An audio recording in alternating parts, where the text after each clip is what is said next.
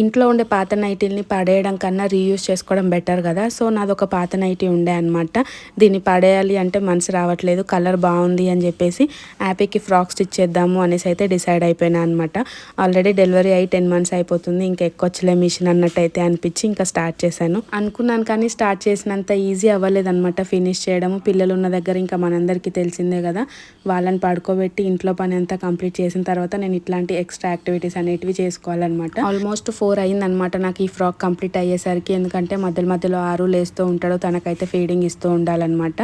Feeding ఇవ్వాలి, మళ్ళీ వచ్చి కంటిన్యూ చేయాలి. ఫైనల్గా చాలా కష్టపడి అయితే స్టిచ్ చేసిన అనమాట. డెలివరీ తర్వాత ఇదే ఫస్ట్ టైం కాబట్టి కొంచెం బ్యాక్ పెయిన్ అయితే వచ్చింది. కష్టం అనిపించిన ఇష్టంగా కుట్టిన అనమాట హ్యాపీ కోసం. అందుకని ఫైనల్ అవుట్పుట్ అయితే మంచిగా వచ్చింది అన్నట్టు అయితే నాకు అనిపించింది.